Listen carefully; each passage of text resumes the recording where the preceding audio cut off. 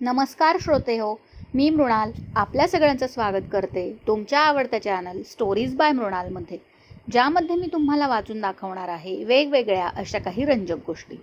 तर आज आपण ऐकणार आहोत शेरलॉक होम्सची गोष्ट, अखेरचा संग्राम, द फायनल प्रॉब्लेम. माझा विवाह झाला आणि माझी वैद्यकीय प्रॅक्टिस बऱ्यापैकी आकार घेऊ लागली.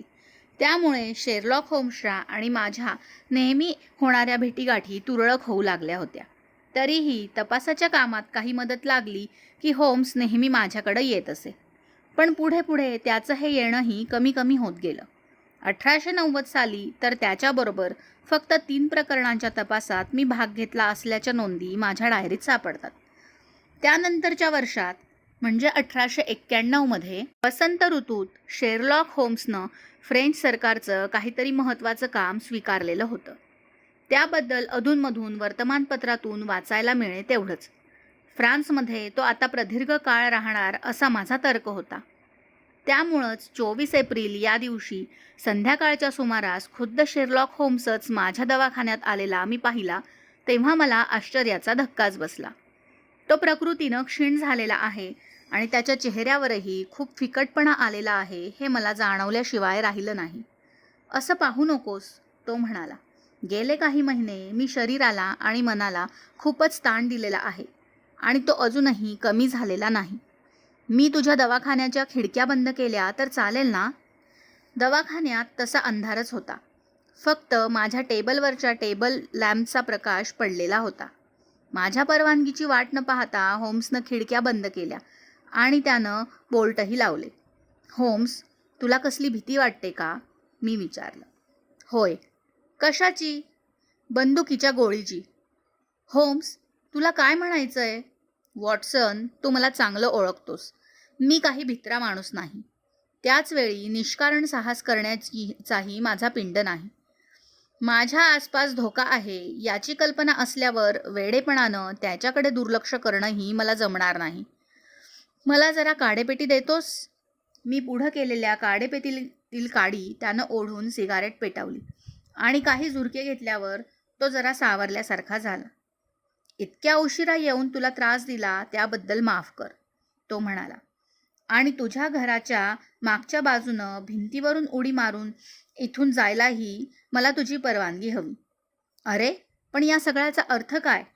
त्यानं हात उंचावला आणि टेबलावरच्या दिव्याच्या प्रकाशात त्याच्या 2 बोटांची पेरं रक्ताळलेली मला दिसली. अजूनही त्यातून रक्त ठिपकत होतं. तो उसनं हसून म्हणाला, बघितलंस, ही काही नुसतं पाखरं मारायच्या छर्र्यांची बंदूक नाही.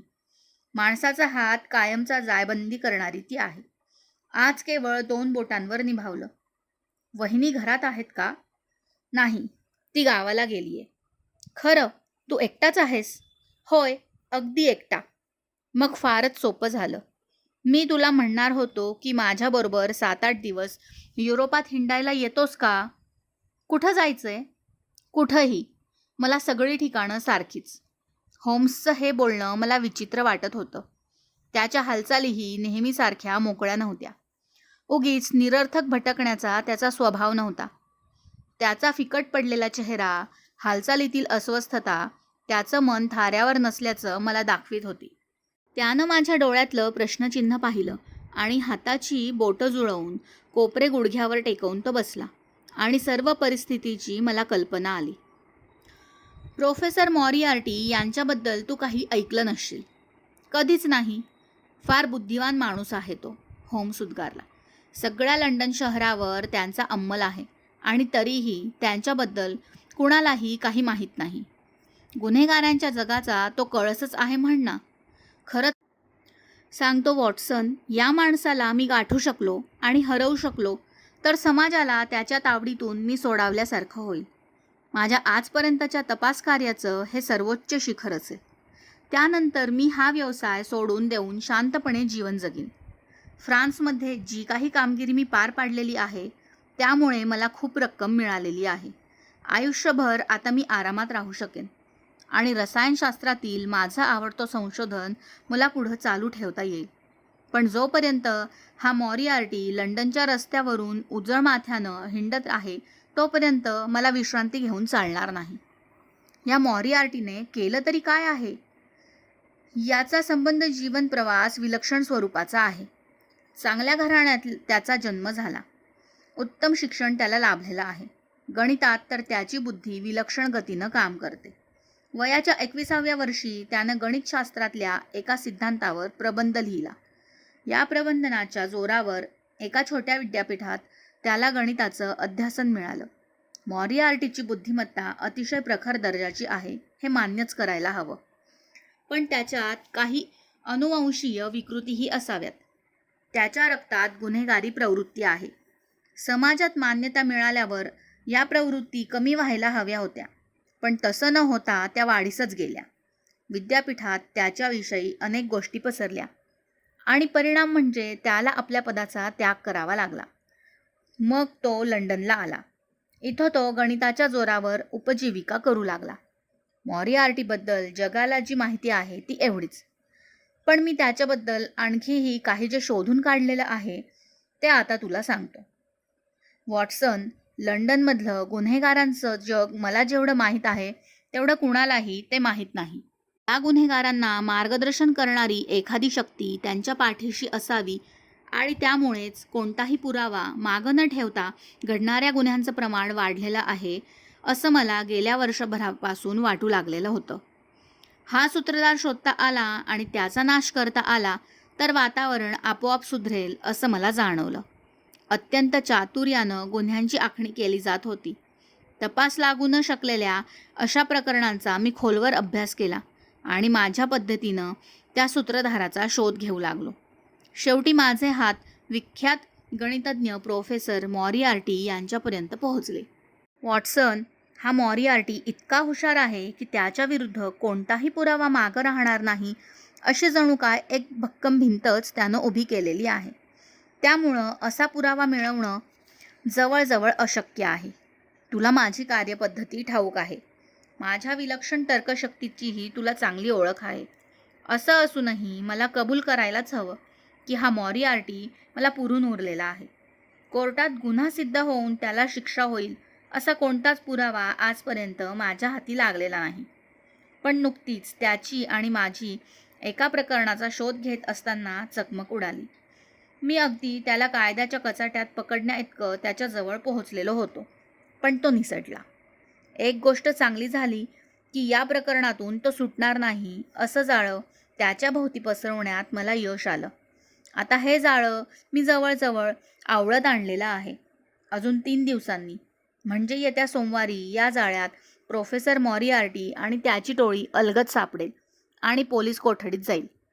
गुन्हेगार विश्वातला सगळ्यात थरारक असा खटला मग उभा राहील. मॉरिआर्टीनं केलेले सगळे गुन्हे या खटल्यात बाहेर पडतील आणि या टोळीच्या मानेभोवती फासाचे दोर आवळले जातील. जगाची एका बुद्धिवान पण भयानक गुन्हेगारापासून मुक्तता होईल. पण त्यासाठी खूप काळजी घ्यायला हवी.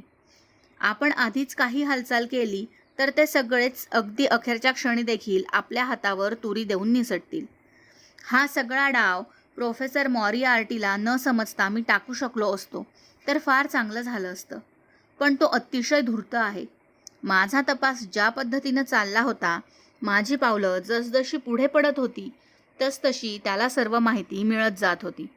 माझ्यापासून दूर पळण्यासाठी तो धडपडत होता आणि प्रत्येक वेळी मी त्याच्यावर सतत मात करत होतो. वॉटसन, मित्रा, आमच्या या पाठशिवणीच्या खेळाचा तपशील जर तू नोंद ठेवून लिहिलास ना तर गुन्हे शोधण्याच्या कलेवरील तो एक अप्रतिम ग्रंथ होईल. माझी बुद्धी या प्रकरणात मी जेवढी पणाला लावली तेवढी इतर कुठल्याच प्रकरणात लावली नव्हती. पण दरवेळी माझ्या बुद्धीवर मात करण्यात मॉरिआर्टी यशस्वी झालेला आहे. आज सकाळी या शोध मोहिमेची अखेरची पावलं टाकली गेली. आणखी 3 दिवसांनी सगळं प्रकरण संपून गेलं असतं. आता पुढचा व्ह्यू कसा रचावा याचा विचार मी करीत माझ्या खोलीत बसलो होतो. त्यावेळी खोलीचं दार उघडून मॉरिआर्टीच माझ्यासमोर दत्त म्हणून उभा राहिला. तसा मी काही दुबळ्या हृदयाचा नाही, पण तरीही ज्याचा नाश करण्यासाठी मी जीवाचं रान करीत आहे तो मॉरिआर्टीच माझ्यासमोर उभा आहे हे पाहून काही क्षण मी विचलित झालो हे कबूल करायलाच हवं. मॉरिआर्टी उंचपुरा सडपातळ अंगयष्टीचा आहे. त्याचं कपाळ जरा पुढं आलेलं आहे आणि त्याचे डोळे पुढे आलेल्या कपाळामुळं खोल गेल्यासारखे दिसतात. गुळगुळीत दाढी तो करतो. त्याचा चेहरा फिकट वाटतो आणि एखादा अगदी साधू पुरुष दिसावा तसा तो दिसतो. प्राध्यापकांची सगळी वैशिष्ट्य त्याच्या व्यक्तिमत्वात दिसतात. खूप अभ्यास करताना पुढं वाकून बसण्याच्या सवयीमुळं त्याचे खांदे पुढे आल्यासारखे दिसतात. स्वतःशीच तो काहीसा झुलत असल्यासारखा वाटतो. एखादं कुतूहल पाहावं तसं तो माझ्याकडे रोखून पाहत होता. होम्स, आपल्या कोटात भरलेलं पिस्तूल घेऊन त्यावर हात ठेवून बसायची सवय फार घातक आहे. त्यानं विषयाला तोंड फोडलं. खरी गोष्ट अशी की तो आत आल्याबरोबर धोक्याची जाणीव होऊन मी ड्रॉवरमधलं पिस्तूल काढून माझ्या कोटाच्या खिशात सरकवलं होतं आणि माझा एक हात त्याच्यावर होता. ते दिसू नये म्हणून मी हातावर रुमाल देखील टाकलेला होता आणि पिस्तुलाची नळी त्याच्यावर रोखून धरली होती. त्यानं असं म्हटल्यावर मी शांतपणे खिशातून पिस्तूल काढून टेबलावर ठेवलं. मॉरिआर्टीनं हसून डोळे मिचकावले. त्याच्या डोळ्यातील विचित्र भाव पाहून पिस्तूल हाताशीच ठेवलेलं बरं हे मला वाटू लागलं होतं. तुम्ही मला ओळखत नसालच, त्यानं म्हटलं. उलट मी तुम्हाला चांगलंच ओळखतो, मी म्हटलं. आपण बसा ना. तुम्हाला जे काही सांगायचं असेल त्यासाठी 5 मिनिटं वेळ मी देऊ शकतो. मला जे सांगायचं आहे ते तुमच्या मनाला आधीच ठाऊक झालेलं आहे. मग त्यावरचं माझं उत्तरही तुम्हाला समजलंच असेल. तुम्ही तुमच्या विचाराशी ठाम आहात का? पूर्णपणे. मॉरिआर्टीनं खिशात हात घालताच मी टेबलावरचं पिस्तूल उचललं. पण त्यानं खिशातून फक्त एक छोटीशी टिपणवही काढली आणि वहीतल्या नोंदी तो वाचू लागला. गेल्या 4 जानेवारीला तुम्ही माझ्या मार्गात आडवे आलात. 23 तारखेला तुम्ही माझा कोंडमारा केलात. फेब्रुवारीच्या मध्याला तुमच्यामुळे माझी फार मोठी गैरसोय झाली. मार्च महिन्याच्या अखेरीला माझा सगळा बेत अडचणीत आला. एप्रिलच्या अखेरीला तर तुमच्या या त्रासामुळं मी अशा संकटात सापडलेलो आहे की लवकरच मला माझं स्वातंत्र्य गमवावं लागण्याचा धोका उभा राहिलेला आहे. आता सगळ्या गोष्टींचीही हद्द झालेली आहे. तुम्हाला काही सुचवायचं आहे का? मी विचारलं. होय होम्स, माझ्या वाटेला जाण्याचं तुम्ही ताबडतोब थांबवा, मॉरिआर्टी मान हलवीत म्हणाला. तुम्ही थांबवलंच पाहिजे. सोमवारनंतर मी सगळंच थांबवीन. होम्स, तुमच्यासारख्या बुद्धिवान माणसाला मी काय म्हणतोय त्याचा अर्थ कळायला हवा. या प्रकरणात फक्त एकच परिणाम घडू शकतो, म्हणून तुम्ही यातून अंग काढून घ्यावं हे बरं. तुम्ही अशा चातुर्यानं सगळा डाव टाकलेला आहे की यातून सुटण्यासाठी आम्हाला आता एकच मार्ग उरलेला आहे. तुमच्या बुद्धीचं मला कौतुक वाटतं. अगदी अखेरचा उपाय म्हणून आमच्या मार्गातून तुम्हाला दूर करताना मला दुःखच होईल, पण मग ते पाऊल मला उचलावंच लागेल. तुम्ही हसताय, पण खरंच सांगतो, मी बोलतो ते करून दाखवतो, मॉरिआर्टीनं मला धमकावलं. संकट अंगावर ओढवून घेणं हा माझ्या व्यवसायाचाच भाग आहे. हे काही संकट नाही, तो म्हणाला. हा सर्वनाश आहे. तुम्ही एका व्यक्तीच्याच नव्हे तर एका बलाढ्य संघटनेच्या विरोधात उभे आहात. तुम्ही यातून बाजूला व्हा, नाहीतर ही संघटना तुम्हाला पायाखाली तुडवून पुढं जाईल. मला वाटतं तुमच्याशी गप्पा मारण्यात माझ्या महत्त्वाच्या कामाकडं दुर्लक्ष होतंय, मी शेवटी म्हटलं. मॉरिआर्टी उभा राहिला. माझ्याकडं त्याने शांतपणे रोखून पाहिलं आणि मग मोठ्या खेदानं मान हलवून तो शेवटी म्हणाला. ठीक आहे, मला वाईट वाटतंय, पण तुमच्याबाबत मला जे काही करण्यासारखं होतं ते मी केलेलं आहे. तुमच्या खेळातील प्रत्येक पुढची चाल मला माहीत आहे. सोमवारपूर्वी तुम्ही काहीही करू शकणार नाही. आता तुमच्या माझ्यातलं हे द्वंद्व युद्धच आहे असं समजा. मला तुरुंगाची हवा दाखवण्याचा तुमचा बेत कधीही यशस्वी होणार नाही. तुम्ही माझ्यावर मात करू शकणार नाही. माझा नाश करण्याइतके आपण हुशार आहोत असं तुम्हाला वाटत असेल तर ध्यानात ठेवा, मीही तुमचा तेवढाच नाश करू शकेन. आपण माझ्या गुणांची खूप प्रशंसा केलेली आहे. मलाही थोडीफार परतफेड करू द्या की मग. तुमचा नाश करणं मला शक्य झालं नाही तर तुम्ही सुचवलेला दुसरा पर्याय मी आनंदानं स्वीकारीन, म्हटलं. ठीक आहे, निघतो मी, असं म्हणून मॉरिआर्टी गरागरा डोळे फिरवीत माझ्या खोलीची पाहणी करत निघून गेला. त्याच्याशी माझी झालेली ही एकमेव भेट. या भेटीचा माझ्या मनावर वाईटच परिणाम झाला. तू म्हणशील मी पोलिसांची मदत का घेत नाही? तर त्याचं कारण असं की मॉरिआर्टी स्वतः माझ्यावर हल्ला करणार नाही. त्याच्या गुंडांकडून तो हे काम करून घेईल. तुझ्यावर असा हल्ला झाला आहे का? मी विचारलं. वॉटसन, मॉरिआर्टी ताबडतोब कृती करणारा माणूस आहे. दुपारचीच गोष्ट. ऑक्सफर्ड स्ट्रीटवर मी काही कामासाठी गेलो होतो. वळणावर मी वळलो आणि त्याच वेळी 2 घोड्यांची एक बग्गी अगदी माझ्या अंगावरच आली.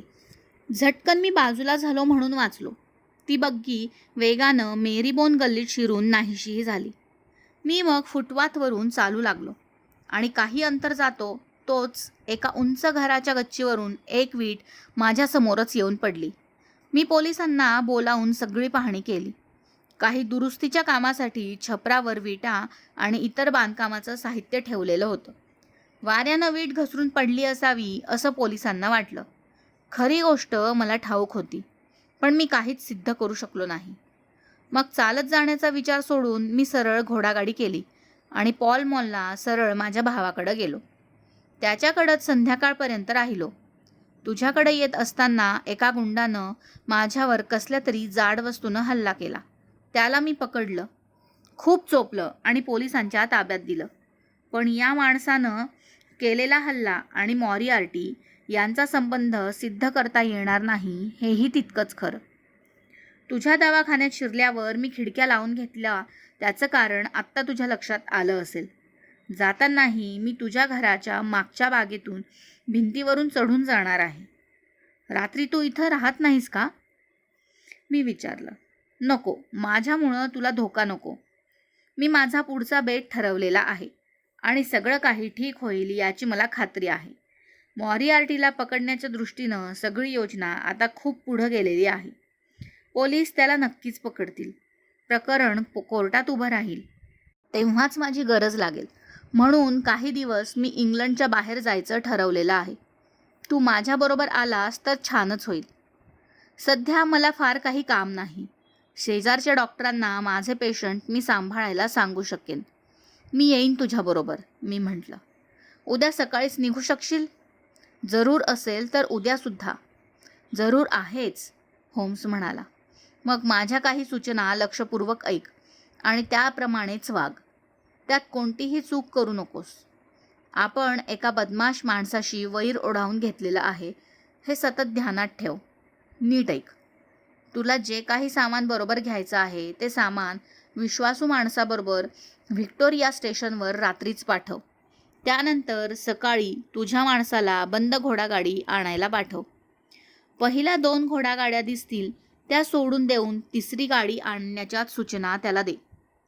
या गाडीत तू चटकन बस आणि कुठं जायचंय ते एका छोट्या कागदावर लिहून तो कागद गाडीवानाला दे.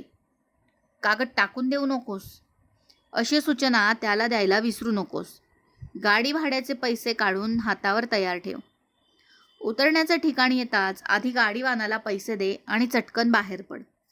त्या ठिकाणी वळणावरच तुला दुसरी घोडागाडी उभी असलेली दिसेल. त्या गाडीवानानं जाड काळा कोट घातलेला असेल आणि त्याची कॉलर लाल रंगाची असेल. या गाडीत तू बस आणि सरळ व्हिक्टोरिया स्टेशनवर ये. कॉन्टिनेंटल एक्सप्रेस त्यावेळी अगदी सुटण्याच्याच बेतात असेल. मी तुला कुठं भेटू? स्टेशनवर इंजिनापासून पहिल्या वर्गाच्या दुसऱ्या डब्यात येऊन बस. मला शोधायच्या भानगडीत पडू नकोस. ठीक आहे, मी म्हटलं. होम्सला रात्री माझ्याकडेच राहा असा आग्रह करण्याचा काही उपयोग होणार नाही हे मला ठाऊक होतं. त्यामुळे आपल्या मित्रावर संकट यायला नको असं त्याला वाटणं साहजिकच होतं. दुसऱ्या दिवशीच्या प्रवासासंबंधी आणखी काही बेट ठरवून आम्ही दोघंही मागच्या दारापाशी आलो. होम्स भिंतीजवळ गेला आणि पटकन भिंतीवर चढून त्यानं पलीकडे उडी टाकली. दिसलेल्या पहिल्या बग्गीत बसून तो निघून गेला. सकाळ झाली. होम्सनं केलेल्या सूचनांनुसार मी पुढच्या हालचाली केल्या. पहिल्या 2 घोड्यागाड्या सोडून देऊन तिसऱ्या घोडागाडीत मी बसलो. त्यानं सांगितलेल्या ठिकाणीच उतरलो आणि त्याच्या सूचनेप्रमाणे लाल कॉलरचा कोट घातलेल्या बग्गीवाल्याच्या बग्गीत मी बसलो. व्हिक्टोरिया स्टेशनवर मी उतरताच घोड्याला जोरात चाबूक मारून त्यानं बग्गी वळवून तो आल्या दिशेने परतही फिरला. आत्तापर्यंत सगळं काही ठरल्याप्रमाणे पार पडलेलं होतं. होम्सनं सांगितलेला डबा मला सहजपणे सापडला. मी आत जाऊन बसलो. माझं सामानही डब्यात आणलं गेलं. गाडी सुटायला 7 मिनिटच शिल्लक होती आणि होम्सचा अजून पत्ता नव्हता. तशात एक इटालियन धर्मोपदेशक हमालाशी मोडक्या तोडक्या इंग्रजीत हुज्जत घालतच डब्यापाशी उभा असलेला मी पाहिला. दोघांनाही एकमेकांचं बोलणं समजत नव्हतं. शेवटी मी मध्ये पडलो. समझोता झाला आणि ते पाद्री बुवा माझ्याच डब्यात चढले. त्यांच्याशी वाद घालणं निरर्थकच होतं. तेवढ्यात गाडीची शिट्टी झाली. अजूनही होम्स कसा आला नाही या काळजीत मी होतो. तेवढ्यात माझ्या कानावर आवाज आला, वॉटसन, मित्रा, अजून तू माझं स्वागत केलेलं नाहीस. मी त्या दिशेनं पाहिलं. पाद्री बुवांच्या वेशात शेरलॉक होम्सच माझ्या शेजारी बसलेला होता. त्याचं वेषांतर हुबेहूब झालेलं होतं. पाठीची कुबडही बेमालूम साधलेलं होतं. होम्स, मला किती घाबरवलंस, मी म्हटलं. सगळी दक्षता घ्यायलाच हवी. पार्टीची माणसं आपल्या पाठलागावर असावीत असा मला संशय येतोय, होम्स उद्गारला आणि स्टेशनमधून बाहेर पडणाऱ्या गाडीतून त्यानं बाहेर पाहिलं. तो म्हणाला, तो बघ, मॉरिआर्टीज गाडी पकडण्यासाठी धावत आहे. मी पाहिलं. एक उंच सडपातळ माणूस हातवारे करीत गाडी थांबवण्याची गार्डला सूचना देत जोरजोरात पळत होता. गाडी थांबली नाही. उलट तिनं जास्तच वेग घेतला. ते स्टेशन मॉरिआर्टी दिसेनासे झाले. होम्सनं धर्मोपदेशकाचा वेश उतरवला आणि जवळच्या बॅगेत सगळे कपडे, दाढी, मिशा, चष्मा नीट ठेवून देत त्यानं म्हटलं, आत्तापर्यंत सगळं नीट पार पडलं. तू सकाळची वृत्तपत्र बघितलीस का? नाही. वेळ कुठं मिळाला? म्हणजे बेकर स्ट्रीटवरच्या घटनेची तुला माहिती नसणारच. Baker street? म्हणजे आपल्या घराबद्दल काही बातमी आहे का? होय, आपल्या घराला काल रात्री आग लावण्यात आली. काही फारसं नुकसान मात्र झालेलं नाही. बाप रे, होम्स, हे सगळं सहन करण्यापलीकडचं आहे. माझ्यावर हल्ला करणाऱ्या माणसाला पोलिसांनी पकडल्यावर माझा ठावठिकाणा त्यांना समजला नसावा. नाहीतर मी बेकर स्ट्रीटवर जाणार नाही हे त्यांना कळलं असतं. पण त्यांनी तुझ्यावर मात्र पाळत ठेवली असणार. म्हणूनच मॉरिआर्टी स्टेशनवर आला. येताना तू काही घोटाळा तर केला नव्हतास ना? बिलकुल नाही. तू सांगितलंस तसंच मी केलं. कॉलरच्या बग्गीवाल्याला तू ओळखलंस का? नाही. तो माझा भाऊ मायक्रॉफ्ट होता, होम्सनं म्हटलं. ठीक आहे, आता मॉरिआर्टीचं काय करायचं याचा आपण विचार करू. आपण जलद गाडीत बसलेलो आहोत. बोट सुटायच्याच वेळेला ती पोहोचते. त्यामुळं आपला कुठेच वेळ जाणार नाही. मॉरिआर्टीच्या हातावर आपण तुरी दिल्यासारखंच आहे, मी म्हटलं. वॉटसन, हा मॉरिआर्टी माझ्या इतकाच हुशार आहे, हे मी तुला सांगितलं. पण त्याचा अर्थ तुझ्या नीट ध्यानात आलेला दिसत नाही. एवढ्या लहानशा प्रसंगाने मी जसा गोंधळलो नसतो तसंच त्याच्याही बाबतीत शक्य आहे. तो काय करेल? मी काय केलं असतं तूच सांग. स्पेशल रेल्वेची मी सोय केली असती. पण त्याला उशीर होणारच की. आपली ही गाडी कॅन्टरबरीला थांबते. बोट नेहमीच दिलेल्या वेळेपेक्षा 15-20 मिनिटं उशिरात सुटते. मॉरिआर्टीला एवढा वेळ पुरेसा आहे. आपण असं बोलतोय की कुणी ऐकलं तर म्हणतील की हे गुन्हेगार असून पळून चाललेले आहेत. होम्स, मॉरिआर्टी आपल्याला भेटलाच तर आपण त्याला पोलिसांची मदत घेऊन अटकच करू. छान. म्हणजे 3 महिने मी जी धडपड केली ती वायाच जाणार. सोमवारी ही सगळीच मंडळी आपल्या हातात सापडणार आहेत. नुसता मॉरिआर्टीच नव्हे तर त्याची टोळीसुद्धा. मग काय करायचं? आपण कॅन्टरबरी स्टेशनवर उतरायचं आणि बोटीनं जाण्याचा बेत बदलून सरळ न्यू हेवनच्या दिशेनं जायचं. तिथून डीएफपेला जायचं. मॉरिआर्टीसुद्धा आपल्यासारखंच करेल. फक्त तो पॅरिसला जाईल. आपलं सामान तिथं पोहोचलेलं पाहिल आणि आपली वाट पाहत 2 दिवस तो तिथंच राहील. आपण दुसरं सामान घ्यायचं. ज्या ज्या देशातून आपण जाऊ तिथून जरुरीपुरत्या वस्तू घ्यायच्या. लेक्झमबर्ग मार्गे आपण सरळ स्वित्झर्लंडला जाणार आहोत. एका अट्टल बदमाशापासून सुटका व्हावी म्हणून असं गावोगाव लपून छपून हिंडण्याच्या कल्पनेला माझी सहमती नव्हती. त्याचा मला खूप त्रास झाला, हे मान्य करायलाच हवं. पण होम्सनं सगळं काही पूर्ण विचार करूनच ठरविलं असणार याची मला जाणीव होती. आम्ही कॅन्टरबरी स्टेशनवर उतरलो. न्यू हेवनला जाणारी गाडी यायला अजून 1 तास लागणार आहे हे आम्हाला तिथं समजलं. आम्ही ज्या गाडीनं आलो होतो ती गाडी सुटली. या गाडीच्या लगेज व्हॅनमध्ये असलेलं माझं सामान गाडीबरोबरच माझ्या डोळ्यांदेखत पुढे गेलेलं आहे याचं नाही म्हटलं तरी मला खूप वाईट वाटलं. आणखी काही वेळातच इंजिनची शिट्टी ऐकू आली. इंजिन आणि एकच डबा असलेली गाडी मोठं वळण घेऊन धूर ओकत येताना आम्हाला दिसली. होम्सनं चटकन मला बाजूला ओढलं आणि आम्ही सुरक्षित जागी आडोशाला लपून बसलो.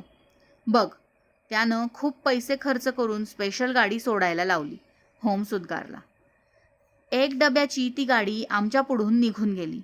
मॉरिआर्टी खिडकीपाशीच बसलेला आम्ही पाहिला. तो बघ, तो चाललाय. पण त्याच्या बुद्धीलाही मर्यादा आहेतच. मी जसा इथे उतरायचा विचार केला तसा त्यानं केलेला नाही, होम्स किंचित हसून म्हणाला. हा चकवा म्हणजे त्याच्यावर मी केलेली मातच आहे. पण समजा त्यानं आपल्याला गाठलं असतं तर काय केलं असतं?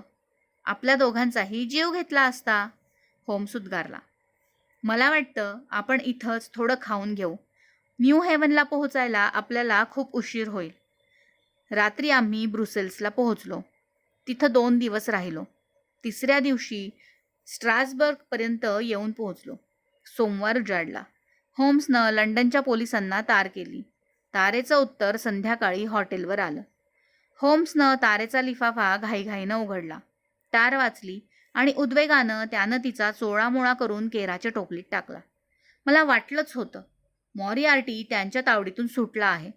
पोलिसांनी सगळ्या टोळीला अटक केली आहे, पण मॉरिआर्टीनं त्यांना हुलकावणी दिलेली आहे, होम्स गंभीरपणे म्हणाला. वॉटसन, तू आता इंग्लंडला परत जाणं चांगलं. का बरं? माझ्याबरोबर तुझाही जीव मी धोक्यात घालू इच्छित नाही. मॉरिआर्टीची सगळी टोळी पकडली गेली आहे. त्याचा उद्योगच संपलेला आहे. आता तो इंग्लंडला परतला तर नक्कीच पोलीस त्याला पकडणार. त्याच्या प्रवृत्तीचा मी चांगला अभ्यास केला आहे. तो आता माझ्यावर सूड उगवण्याचा आणि मला संपवण्याचा प्रयत्न करणार यात शंकाच नाही. तसा आमच्या भेटीत त्यानं मला धमकीही दिलेली आहेच. त्यामुळे तू आता परत जा. होम्सचं हे सांगणं मी ऐकणं शक्यच नव्हतं. तो माझा जिवलग मित्र होता. अशा परिस्थितीत मी त्याला एकटं सोडून कसं जाऊ शकत होतो? स्ट्रासबर्गच्या रस्त्यावरच एका बाकावर बसून अर्धा तास आम्ही वाद घातला आणि त्याचा परिणाम म्हणजे त्याच रात्री आमच्या जोडीनं जिनेव्हाकडे प्रवास सुरू केला. जवळजवळ आठवडाभर रोहनच्या दरीत आम्ही मनसोक्त भटकलो आणि नंतर जेमी पास खिंडीतून आमचा प्रवास सुरू झाला. खिंडीत खूप बर्फ पडलेलं होतं. सगळीकडं पांढऱ्या शुभ्र बर्फानं हिरवाईवर आच्छादन घातलेलं होतं. ही सहल खूप छान होती. जसं जसं आम्ही पुढे जाऊ लागलो तसतसं काही ठिकाणचं बर्फ वितळल्यानं दरीतली हिरवी झाडं नजरेला पडू लागली. खिंडीच्या डोंगर भागांवर बर्फाचा पांढरा शुभ्र चुरा उधळलेला होता. अशा प्रसन्न निसर्गात देखील होम्सची वेधक नजर सगळीकडं भिरभिरत होती. वाटेत भेटलेल्या एखाद दुसऱ्या वाटसरूकडं देखील होम्स चौकस नजरेनं पाहत होता. संकटाच्या छायेपासून अजून त्याची सुटका झालेली नव्हती. कुठंही गेलो तरी अचानक हल्ल्याचं भय त्याला सावधगिरीनं वागण्याची सूचना देत होती. जेमी खिंडीतून जाताना वरच्या बाजूनं एक मोठा दगड गडगडत आमच्या अगदी जवळच कोसळल्याचं मी पाहिलं. तो दगड सरळ खिंडीतून वाहणाऱ्या नदीत जाऊन कोसळला आणि नदीचं पाणी जोरात उसळल्याचंही मला पक्क स्मरतं. होम्स ताबडतोब पळतच वर गेला आणि त्यानं सगळीकडे पाहिलं. या दिवसात अशा दरडी कोसळतातच असं आमच्या वाट्याड्यानं सांगूनही होम्सचं समाधान झालेलं नव्हतं. तो काही बोलला नाही, पण माझ्याकडं बघून त्यानं केलेल्या स्मितानंच मला काय ते सांगितलं. धोका आपल्या किती जवळ वावरत आहे याचीच ती सूचना होती. सतत सावधगिरी बाळगण्याच्या तणावाखालीही होम्स नाउमेद झालेला नव्हता. उलट तो उत्साहानं त्या निसर्गात एखाद्या पाखरासारखा वावरत होता. आणि मॉरिआर्टीचा शेवट झाला आणि समाजाला त्याच्या कृष्णकृत्यांपासून मुक्तता मिळाली तर मी माझा हा व्यवसाय बंद करीन असं तो पुन्हा पुन्हा सांगत होता. 3 मे या दिवशी आम्ही प्रवास करत करत मायरिंजेन नावाच्या खेड्यात पोहोचलो. पीटर स्टेलर नावाच्या माणसानं चालवलेल्या एका छोट्या अतिथीगृहात आम्ही मुक्काम केला. पीटर स्टेलर उत्तम इंग्रजी बोलत होते. या खेड्यात येऊन राहण्यापूर्वी लंडनमधल्या एका हॉटेलात 3 वर्षे त्यांनी काम केलेलं होतं. त्यांना या भागाची चांगली माहिती होती. त्यांच्या सल्ल्यानुसार 4 मे रोजी आम्ही डोंगराळ भाग पार करून रोझेनलाऊ नावाच्या खेड्यात रात्र काढली. या भागातच रायचेनवाक या ठिकाणी खूप मोठा धबधबा होता.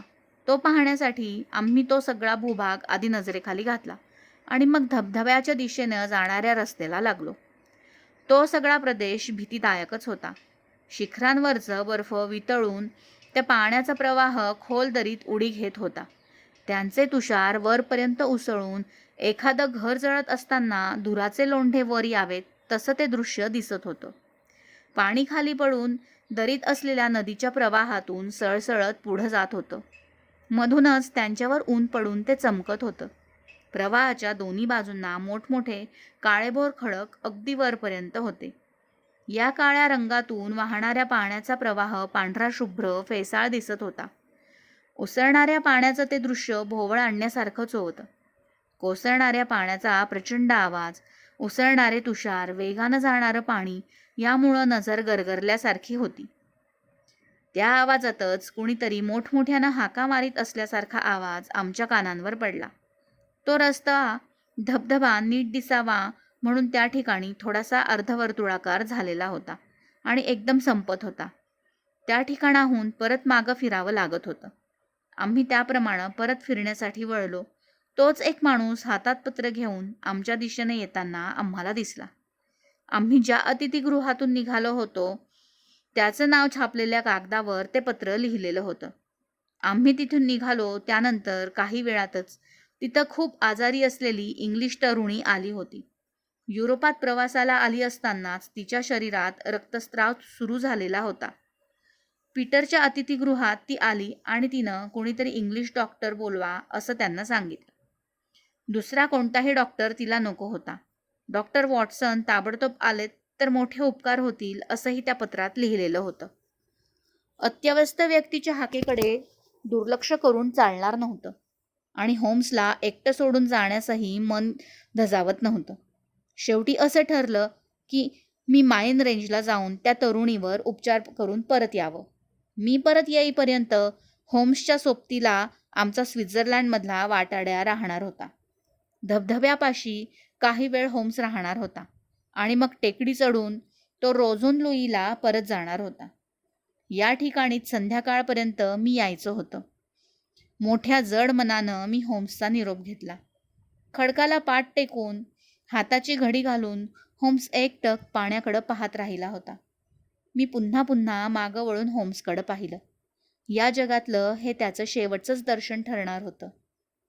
मी धबधब्याच्या जागेपासून डोंगराळ भाग उतरून खाली आलो आणि पुन्हा मागं वळून पाहिलं. आता धबधबा दिसेनासा झाला होता, पण त्याकडं जाणारा वळणावळणाचा रस्ता मात्र दिसत होता. या रस्त्यावरून एक उंच सडपातळ माणूस झपाझप पावलं टाकीत जाताना मला दिसला. पण त्या अत्यवस्थ स्त्रीच्या विचारानं माझ्या मनात घर केलेलं असल्यानं मी त्याच्याकडं फारसं लक्ष दिलं नाही. मायरिंजेनला पोहोचायला मला 1 तासापेक्षाही जास्त वेळ लागला असावा. अतिथीगृहाचे मालक पीटर स्टेलर वरांड्यातच उभे होते. झपाझप पुढं जाऊन मी विचारलं, सगळं काही ठीक आहे ना? तिची प्रकृती आता कशी आहे? स्टेलर यांचा चेहरा काहीसा आश्चर्यचकित झाला. त्यांच्या त्या आविर्भावाकडे पाहून माझ्या मनात पाल चुकचुकली. मी खिशातून पत्र काढत म्हटलं, हे पत्र तुम्ही लिहिलं नाही? इथं कुणी आजारी स्त्री आलेली नाही? नाही, पीटर स्टेलर उद्गारले. पण पत्र आमच्याच कागदावर लिहिलेलं आहे. आलं लक्षात. तुम्ही गेल्यानंतर एक उंच सडपातळ इंग्लिश माणूस इथं आला. त्यानं कागद मागून घेतला होता खरा. स्टेलर यांचा आणखी काही खुलासा ऐकून घेण्यापूर्वीच मी मागं वळलो आणि आल्या रस्त्यानं परत जाऊ लागलो. माझं मन भीतीनं घेरलेलं होतं.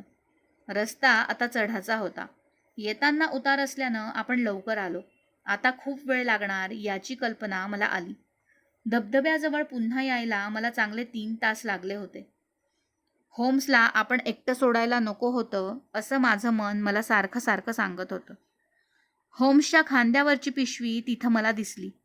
म्हणजे तो रोझून लुईकडं गेलेला नाही.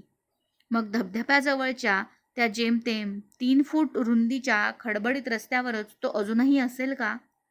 एका बाजूला उंच काळे कभिन्न खडक आणि दुसऱ्या बाजूला खोल दरी, तिच्यात कोसळणारं पाणी, वर उसळणारे तुषार आणि त्यामुळं धुक्यातून चालताना जसं अस्पष्ट दिसतं तसं वातावरण.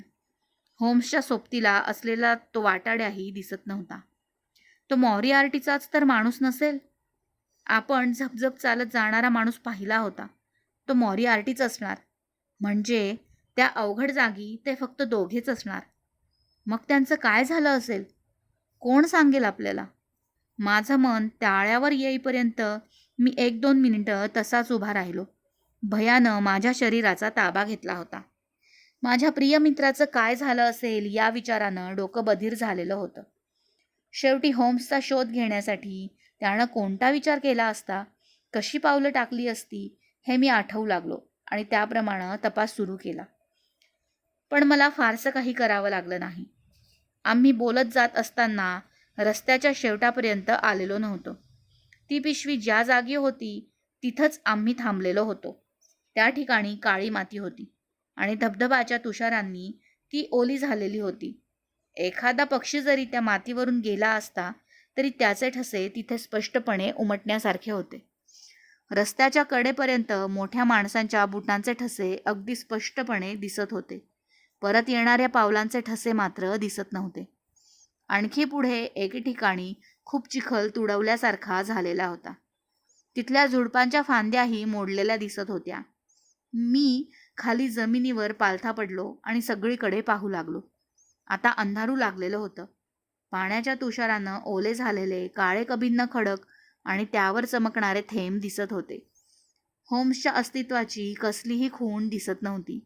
मी जोरजोरानं हाका मारल्या, पण धबधब्याच्या आवाजात माझ्या हाकांचा क्षीण प्रतिध्वनी मला ऐकू आला. माझ्या मित्राचा अखेरचा संदेश मला मिळायचा होता एवढं खरं. होम्सच्या पिशवीजवळ काहीतरी चमकत असल्याचं मला दिसलं. मी लक्षपूर्वक पाहताच होम्सची ती सिगारेट केस आहे हे मला दिसलं.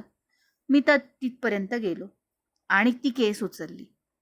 तिच्या खाली काही कागद ठेवलेले होते. त्यावर वजन म्हणूनच होम्सनं ती केस तिथं ठेवली होती. मी कागदांची घडी उघडली. त्याच्या नोंदवहीतल्या छोट्या आकाराचे ते 3 कागद होते. अत्यंत अवघड परिस्थितीत त्यानं ते लिहिलेले असूनही जणू काही बेकर स्ट्रीटवरच्या फ्लॅटमध्ये बसून शांतपणे लिहिल्यासारख्याच सूचना त्या पत्रात होम्सनं माझ्यासाठी केलेल्या होत्या. होम्सनं लिहिलं होतं, प्रिय वॉटसन, मॉरिआर्टीच्या सौजन्यानं हे पत्र मला लिहायला मिळत आहे. लंडनच्या पोलिसांना गुंगारा देऊन माझ्या मागावर तो कसा राहिला याची हकीकत त्यानं मला सांगितली.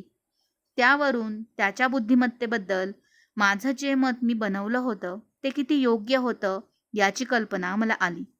हा दुष्ट माणसापासून समाजाला आता लवकरच मुक्ती मिळणार या कल्पनेनं मला आनंद होत आहे. पण त्यासाठी जी काही किंमत मोजावी लागणार आहे ती माझ्या मित्रपरिवाराला, विशेषतः वॉटसन तुला, किती अवघड जाणार आहे याची मला कल्पना आहे. माझ्या या व्यवसायाच्या अत्यंत अवघड क्षणापाशी मी उभा आहे. आता माझ्या कामगिरीचा शेवट होण्याची वेळ जवळ आलेली आहे. मॉरिआर्टीवर विजय मिळवून ती संपावी असं मात्र मला शेवटपर्यंत वाटत राहील. आता काही गोष्टींची कबुली मला द्यायची आहे. अतिथीगृहाकडं तुला परत पाठवण्यासाठी मग तयार झालो त्याचवेळी कुणीतरी आजारी असल्याचं आलेलं ते पत्र म्हणजे बनाव आहे याची खात्री मला पटलेली होती. मॉरिआर्टीला मला एकटं गाठण्याचा प्रयत्न करणार असा माझा अंदाज होता. म्हणूनच इथून निघून जाण्यासाठी मी तुझं मन वळवलं. मॉरिआर्टीच्या पकडलेल्या टोळीच्या विरुद्ध उपयोगी पडणारे महत्त्वाचे कागद एम अक्षराच्या कप्प्यात माझ्या कपाटात निळ्या पाकिटात ठेवलेले आहेत. त्यावर मॉरिआर्टी असं लिहिलेलं आहे, हे कागद तू परत गेल्यावर इन्स्पेक्टर पॅटरसन यांच्या ताब्यात दे. इंग्लंड सोडण्यापूर्वीच मी माझ्या संपत्तीचं वाटप माझ्या पश्चात कसं करावं याच्या सूचना असलेलं पाकीट माझा भाऊ मायक्रॉफ्ट याच्याकडं दिलेलं आहे. वहिनींना मी आठवण काढली होती असं सांग. त्यांना शुभेच्छा. विश्वास ठेव. अगदी मनापासून तुझाच शेरलॉक होम्स. आता अगदी थोडंसंच सांगण्यासारखं उरलेलं आहे.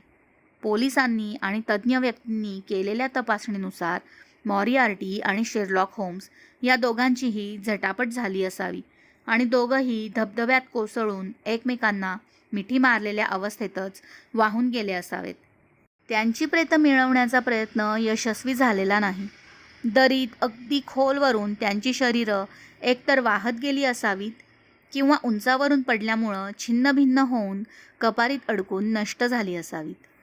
दुष्ट खलनायक मॉरिआर्टी आणि गुन्हेगारांना शोधून काढण्यासाठी ज्यानं आपलं सर्व आयुष्य खर्ची घातलं तो माझा मित्र शेरलॉक होम्स यांना त्या धबधब्यानं आणि नदीनं आपल्या पोटात घेतलेला आहे. होम्सनं मिळवलेल्या पुराव्यांचा उपयोग स्कॉटलंड यार्डनं केला आणि मॉरिआर्टीच्या सगळ्या टोळीला नष्ट करण्यात यश मिळवलं. हे इथं सांगायलाच हवं, कारण माझ्या प्रिय मित्राचा हा संग्राम त्यांच्या पश्चात का होईना पूर्ण झालेला आहे. माझ्या मित्राबद्दल माझ्या मनात असलेल्या भावनांना शब्दरूप देण्यासाठी माझ्याजवळचे शब्द अपुरेच पडतील. शेवटी एवढंच सांगतो की माझ्या माहितीतल्या माणसांमध्ये माझा मित्र शेरलॉक होम्स हा अतिशय शहाणा माणूस होता. धन्यवाद.